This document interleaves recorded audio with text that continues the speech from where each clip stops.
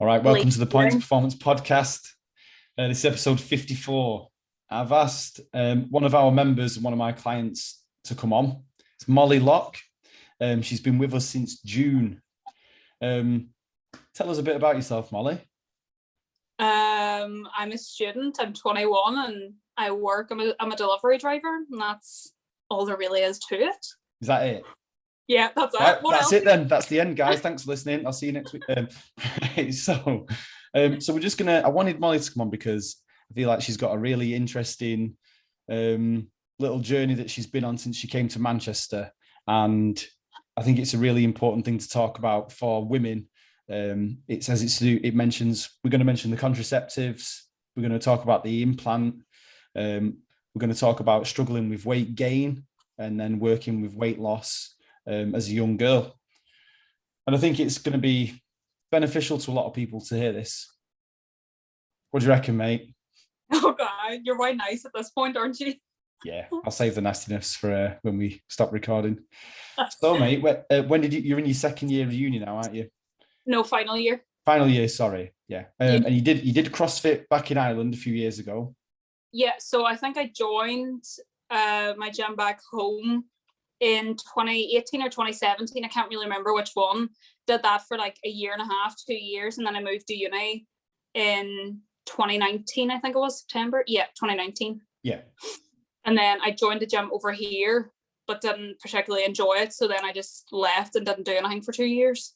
Yeah. So you had would you say you had like a bit of a negative experience in the CrossFit gym? Is that right? 100%. Such a cliquey gym. Like no one really wants to talk to you. Like until they found out I was Irish, they didn't really want to speak to me.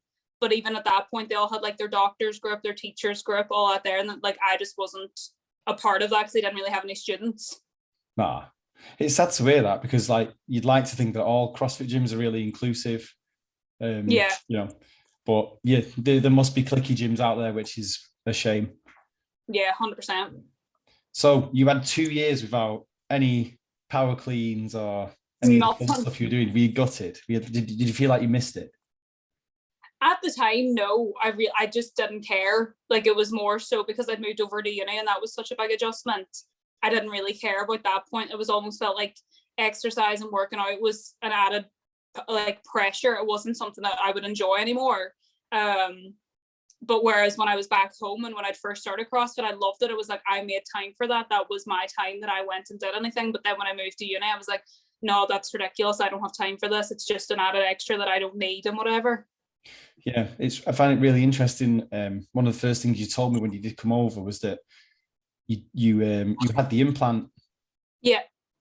And that was you talked about that, like that was a reason that you lost interest in exercise and CrossFit.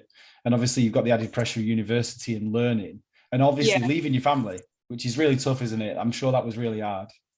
100%. It was so like we're such a close family as well. So like whenever I wasn't able to see my mom and dad every day, even though you FaceTime them 2-3 times a day, it's just not the same as being able to just go and see them and sit down by them as well. Yeah. Yeah, I bet that was tough. Oh, so tough. Yeah. But then when did you get the implant? Was that in Ireland or when you came over here? I got it in the August before I left for uni. So I got it before I went to uni and had it obviously when I was here. And then I had it for about, I think it was a year and a half. I don't think it was 2 years yet. It wasn't that long. Like you get 3 years out of it. And I just decided, I was like, right, I'm fed up with this now. I'm going to give my body a break and get it out. I didn't actually have a particular reason for getting it out. It was just like, I'm done with it. Let's, what's the harm? What did you feel when you initially had it? Like, what happened? I was fine when I initially had it because everyone says, obviously, oh, you might get more hungry, you might, your emotions and everything. I was completely fine. I didn't feel like a different person at all.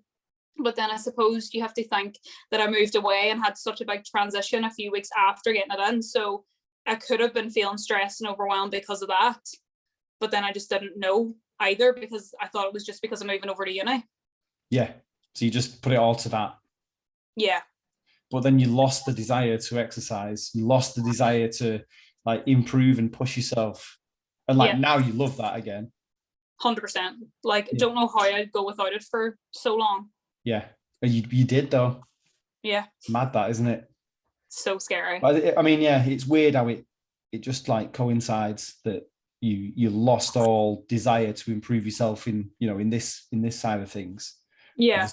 It might, yeah, we'll never know, will we really? Because I bet you don't No. really want to go back on it.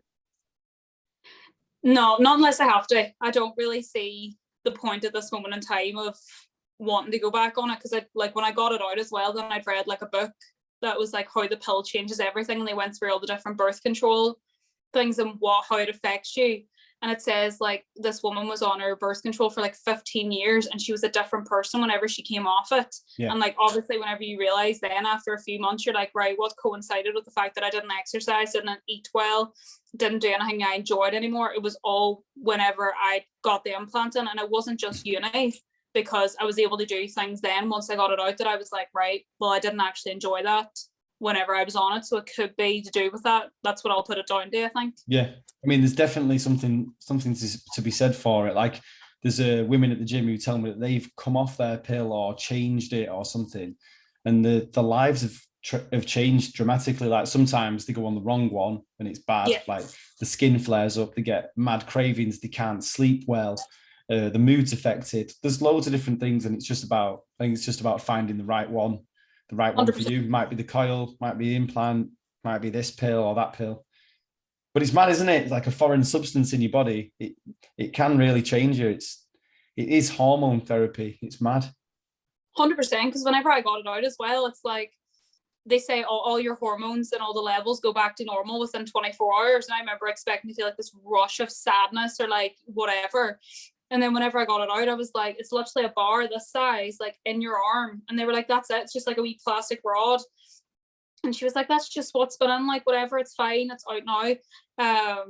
And then like it must have been about 6 weeks before anything went back to normal in my body. And then that's whenever I was like, oh my God, what's happened? Like I couldn't cope with anything. I was like, what? I don't know my own body anymore. What do you mean? Like I was looking at, like, so before whenever I was on it, I knew I'd put on weight, but I didn't know that I put on as much weight as I did. And then what did you weigh when you came over from uni? For uni? I think I was about 12 and a half, 13 stone. Yeah. So that's like 80 kilograms, isn't it?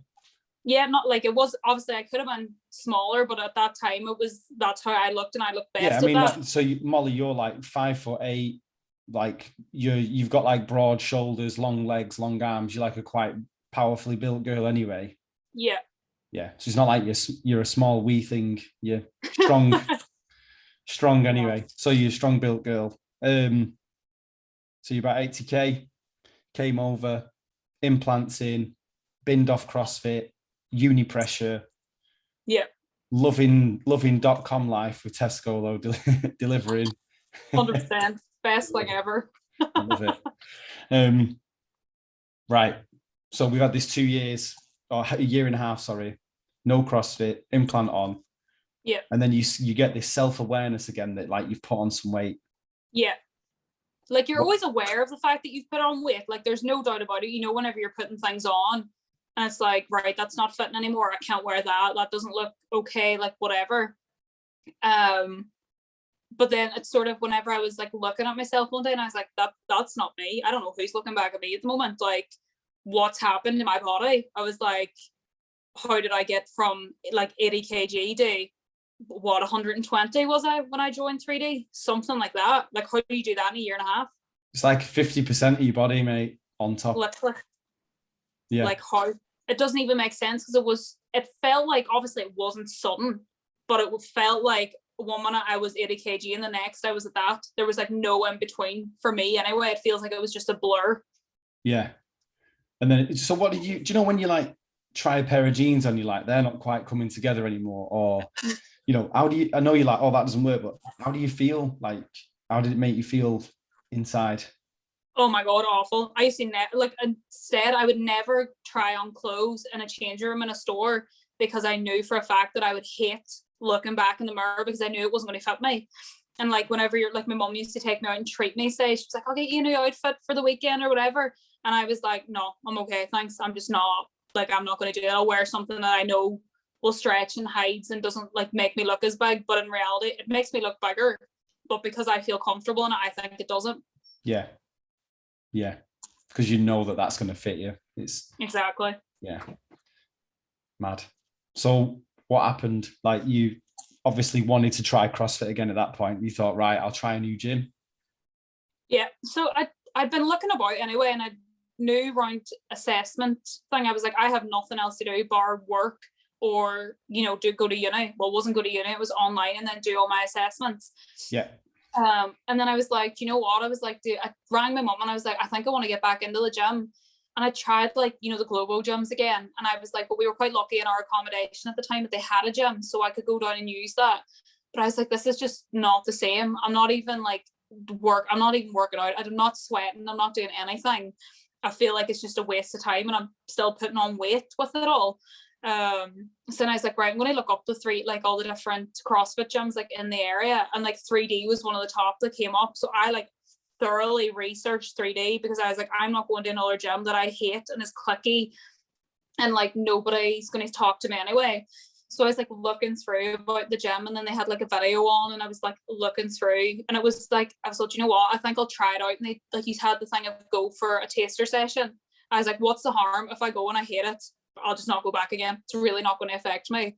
But obviously then I went and loved it, and I'm still here.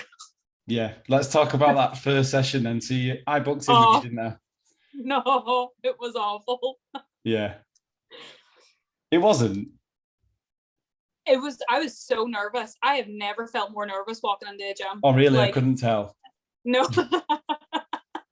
So if you can imagine a girl who looks like this girl on screen here, but she's, 25 kilos bigger, and she just did not shut up for an hour. I'm like, right, we're going to move. And you're like, I'm like, fucking hell. Gives a chance. I was literally like, was walking from like Barton Road, Barton Dock Road tram stop. Yeah. Was walking like that way down, and at like halfway down, I was like, I'm going to turn back. I'm just not going to go. I'm not doing this. And then like as I'm walking down the industrial estate, I'm like on the phone to my mom being like, I'm going to cry. I'm so nervous. I hate this. Mom was like, you'll be fine. Don't be worrying. If you hate it, it's only like an hour of your life. It's fine. So I was like walking down, and then there's no one else in the gym really, bar like a few people who are doing like open gym or whatever. And I was like, right, at least it's not a class. It's fine. Like, I'll be grand. And then you walk over, and I'm like, oh my God, no, I'm petrified. I was like, I don't even want to do this anymore. Yeah, because I'm well intimidating. 100%. It got worse, didn't it? So yeah, I didn't actually see you for a few weeks. So I was thinking, we had a good session. We had a laugh. And I thought this would be really, really positive for this girl to get into training. I think it would change her life. And then I think you went home for a couple of weeks. So I was like, yeah, she might come back. She might not. And then you came back. What was your first class? Oh, I remember it was a 7 a.m. class. Was it lifting? It was lifting, because I remember looking at it being like, right, this is a good one to get under. I think it was like front squats or something. Was it not hang cleans? Maybe I can't remember exactly, but I remember I was in with like, the people who do 7 a.m.s and they're so fat, and it's like they're all like ripped muscles, like, and I was like, oh my God, what am I doing here? I was like, why am I here? It was good. It was very positive. And then we started doing a little bit of one-to-one work, didn't we? Yeah. After that. And the thing with you is like, you will come, training with you is not an issue. Like, there's some people who like, they struggle for motivation, they struggle to get in, and then they struggle to work hard when they're here. But you're not like that. You love training. Oh, I love it. It's literally like like at the time it was the best hour of the day. Now it's like the best 2 or 3 hours of the day. Yes, because more is better for you. And however, the work didn't really start until we had a bit of one-to-one work, didn't it? Because it was still like all coming for the odd class. And then there was like, we had a few sort of like breakthrough sessions, didn't we? Yeah. So it was more one-to-one work to start. And we would not really like do much training. It was just a conversation for an hour. We do a bit of lunging, obviously pick out some stuff that you needed to work on, like your hips and, you know, your adductors are tight and, you know, weak and all that sort of stuff. And start improving your squat and your overhead position. But other than that, we just chatted. Yeah. Didn't we? We did. And there was one day where we were chatting about a health decision that you'd made. Yeah. And I was like, just because we were quite open at this point, we're like, why have you done that? And you responded with, no, I'm not doing it because you do it all the time. So as you responded with, I don't care about myself. I think we were like 2 months into it as well. And you were like, well, you do. And I was like, but I don't. I don't care. Oh yeah, it's like arguing with a 3-year-old this. So it's like, I said, she said, so I asked her this question about her health. Why have we made this decision? She said, well, I don't care about myself. And I was like, well, what are we doing then? Because at the minute, you're paying a lot of money for a gym membership. You're paying a load of money for PT. You're here every day, near enough. You must care about yourself because you've invested all this money in yourself and all this time. Yeah. And I think that was like, obviously that is obvious. Yeah, it's a fact. Yeah. But at the time, I don't think you were quite aware of how much you did care about yourself. Do you feel that you were sort of, if you say you don't care about yourself, then it doesn't matter if you don't improve? I think it was more a thing to protect myself of like, right, okay, so if I say I don't care about myself, he's not going to pressure me on that. He's just going to leave it at that and be like, all right, okay, that's fine. Because that's like what I would do. I'd be like, right, you don't want to talk about it clearly, but you kept pushing and pushing this day. And I was like, you need to stop because I'm about to cry. I was like, leave me alone. Well, yeah, because I always felt like you were holding back. 100% was. No doubt about it. In your effort. Obviously, you tried hard. But Yeah. you wouldn't take a chance on things. No. You'd be like, that's me, I'm squatting that much and that's it. Even though I know there's more there, even though I know you could do more and you'd get better for doing more or trying harder or doing another rep, you'd always just hold back a little bit. And I feel like everything changed after that session. Yeah. I was tempted to walk out that day. Like, I think at that point I was like, no, you don't ever, not even admit it to yourself, but you never say it out loud for someone else to be like, rationalize it and be like, that's stupid. Like, think about this. So therefore I was like, I remember being like, I'm just going to walk out now. And I didn't, thank God. And then I did consider not coming back as well. But I was like, no, it's the shit. Oh, I did. I think I didn't go to the gym for about 3 days after that. I think I just stayed away. And you were like, are you coming back? And I was like, I'll be in tomorrow. I was like, I'm not, like, I just did not want to. I think it was a Wednesday, wasn't it? It was a Wednesday morning. Yes, and I didn't come back until the Saturday. That was what it was. And I was like, no. And you were like, are you working? I was like, no. And you were all, right, why are you not on then? Get on. Yeah. So we discovered that you do care about yourself. Yes, very much. And you do want to improve. 100%. And you have massively improved. So you came in and you were around 120 kilograms. And then as of last time we weighed yourself, you're at 96, 97.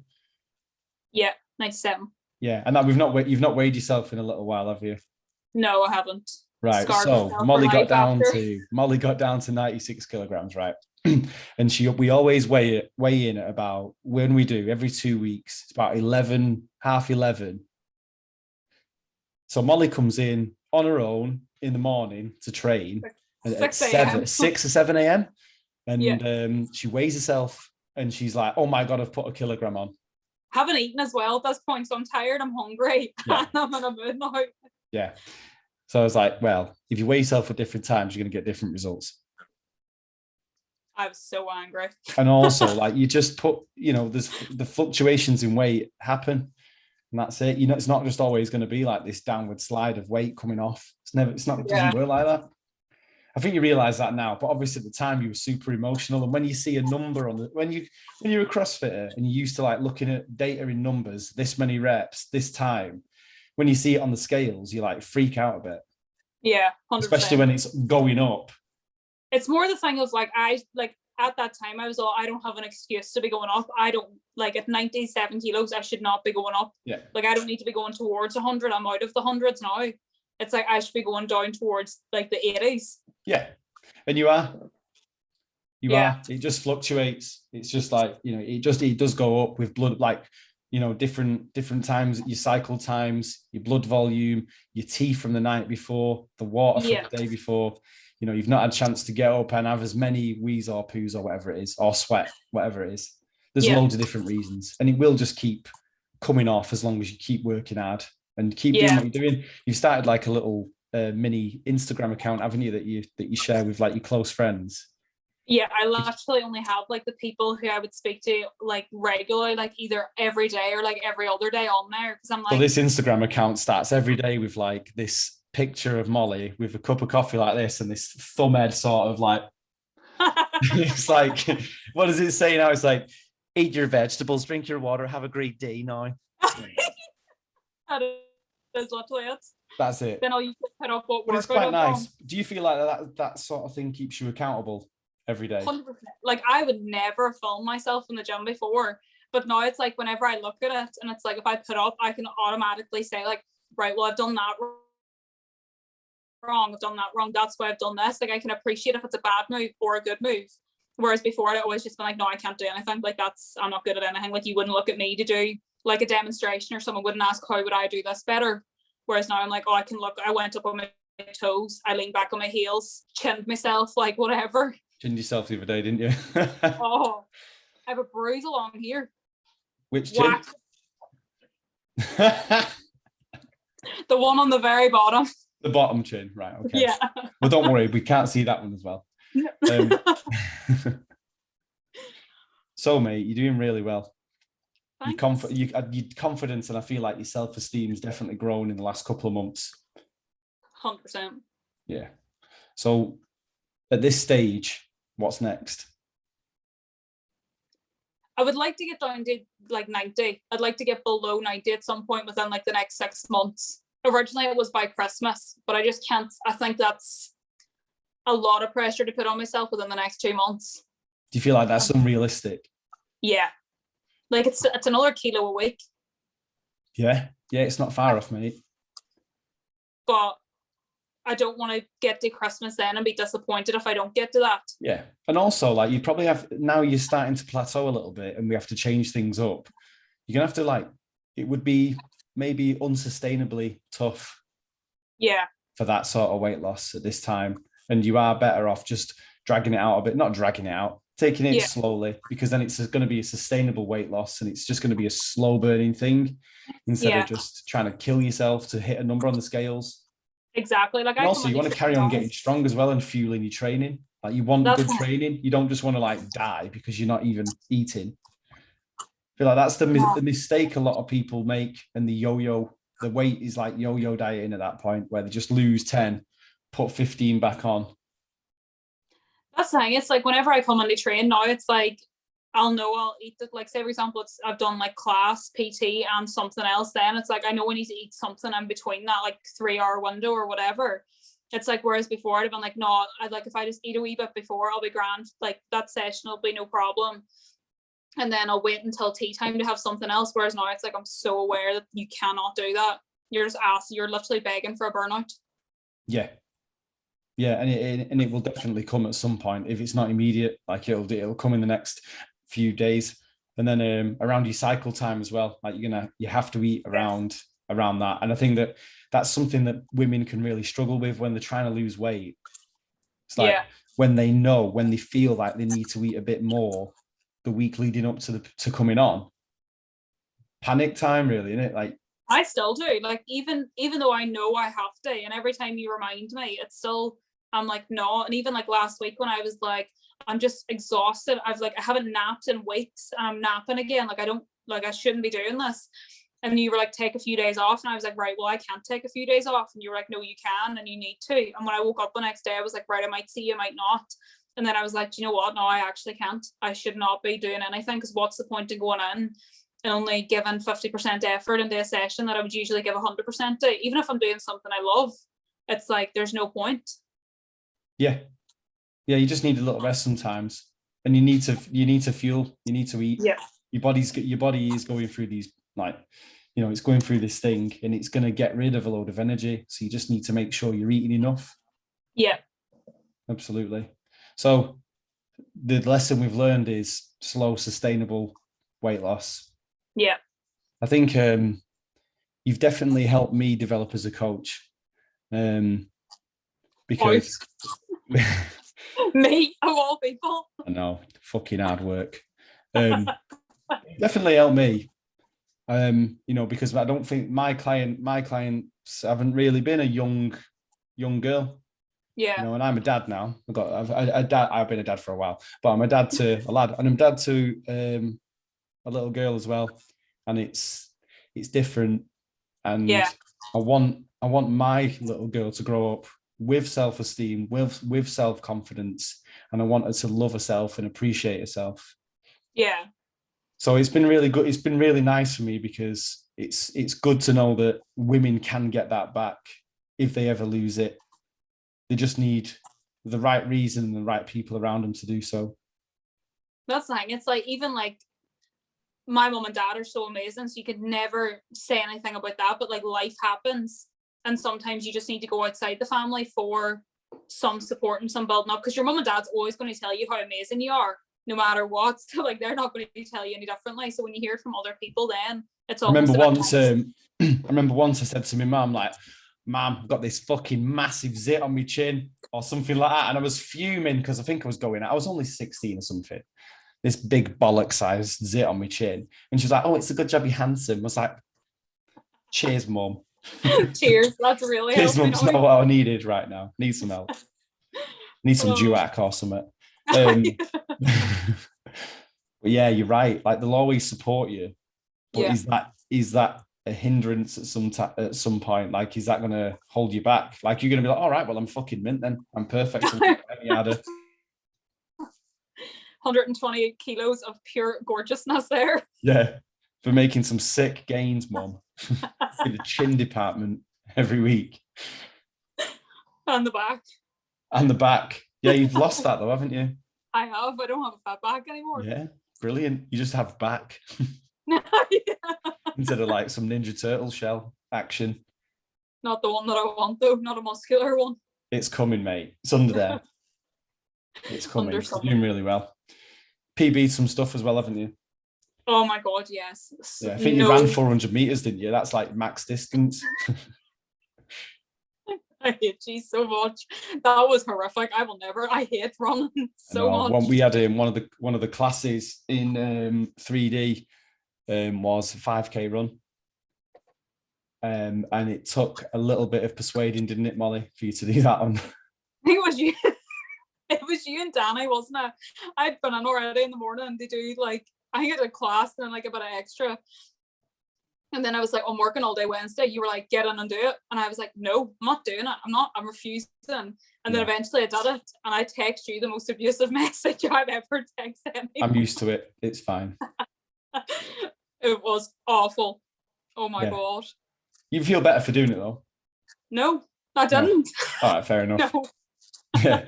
Were you glad it was over? I was so, I literally, where like the lap pull down bit is? Yeah. That machine. I literally collapsed there, and Mel came over to me and was like, "Are you okay?" I was like, "No, don't talk to me. Don't even look at me." And then Rick came over and was like, "Molly, well done." I was like, "Shut up, Rick. Seriously."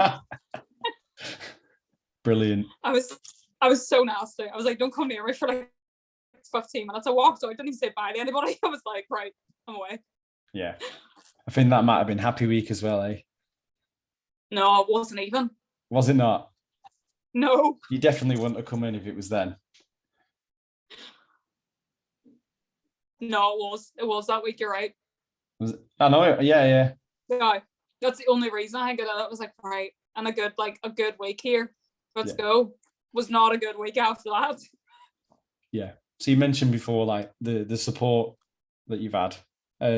So yeah, you get loads of support off your mum and dad, and they'll always like push you to do the right thing. If I'm going gym, great, go for it. They always say the right thing, don't they? 100%. And like sometimes it can be too much of a comfort. So you've had a different sort of support network here at the gym. So you've made some friends, obviously me. being That's the a bit best far. friend. I wouldn't say friends. I'd say like acquaintances who deal with each other and tolerate. I'm a service that you've hired. Is that what it is? Am I like an escort or something? No. No, that's you Avid. So you've made some good mates, some training partners. You're joining in all different class times, like 6, 7 a.m. evenings. So you've met quite a lot of members.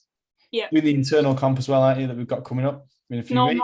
I'm not doing this. We'll get there, guys. I'll get her there. Just like the 5K, we'll get her there. Take me a lot more to convince me to do a comp. Yep, we'll get there. Persistence works, doesn't it, mate? But you've been amazing. You've done amazing, and I think that there's some people who come in here, and they enjoy it. They get fit, great. It's just a box they tick 3 or 4 times a week. But I feel like you're one of those guys. You're one of those members who've come in, and it's literally going to change your life. Yeah. And these first few years at CrossFit 3D will be some of the most important times in your life, because your body will change drastically. It already has. You've lost you've lost 24 kilograms, which is outstanding. It's since June, and it's not like you've crash dieted. You've not done anything insane. All you've done is trained, eaten whole foods, prioritized your sleep. Your sleep went from 6 hours to 8, 9. I think it was whenever I came in one day for a PT, and it was like you and I think it was it Phil and Mel, and you were like, how much sleep did you get last night? Like, you don't look like you slept. And I was like, I'll tell you, like my Fitbit, and I had 4.5 hours sleep, and you ripped into me, and I was like, what? I was working till 11, and you were like, right, so you went to bed at probably 12, and I was like, yeah, and you were like, what time are you up at? I was like, 6. You were like, why were you up at 6? It's 11:30. No, you did not need to be up at 6. Leave me alone. Can I just say that I don't shout at her when she comes in. She's just a bit dramatic. You do. Yeah. No, you do shout. No, I don't. I only shout sometimes. But yeah, so you what you've done is you've prioritized your health.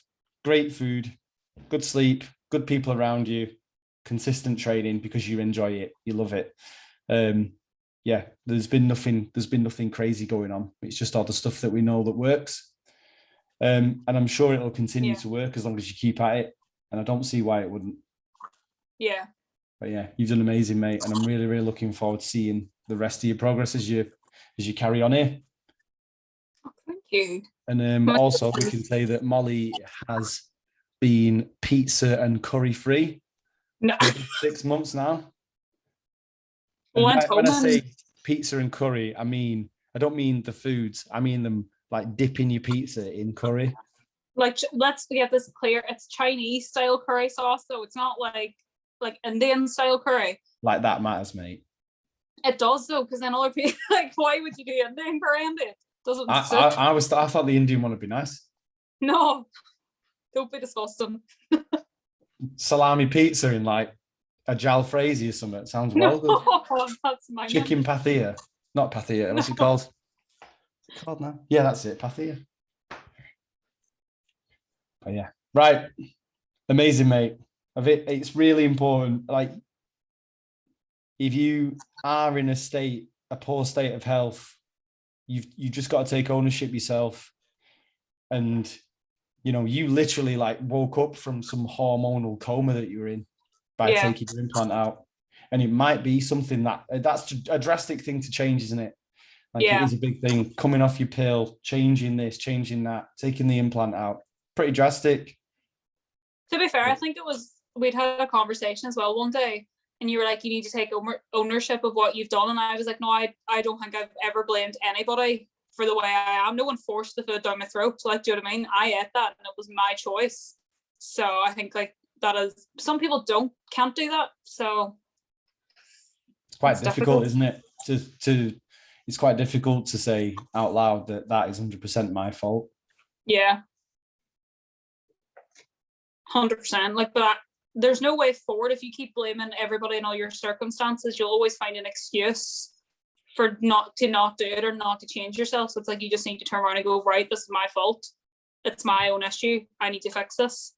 Yeah. And ultimately, what do you want? Exactly. Yeah, to not have a turtle shell back Set a directly check. correlates with good health. How about chin neck? Shinek. A Right, check. Shinek. Molly, thank you very much for your time. I want to do this again in a few months. Do you? Yeah. And hopefully you'll have fewer chins. Hopefully I'll just have one. Yes, singular chin. A singular chin. We'll find out if you've got one of those bum chins like I have. I don't think I do, to be honest with you. I do think I've been How the blessed. fuck would you know? We don't know. Yeah, thank you very much for your time, mate. I'm really looking forward to the follow-up. Should we do that 6-month mark that we talked about? Yeah, could do. So what's that then? April, is that right? Maths. What's October? April. April, right. April, 6 months. Let's check in.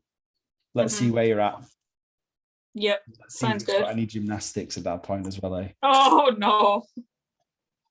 Definitely. I am not meant to be upside down. Not yet. Not yet. Thanks for listening, guys. See you soon.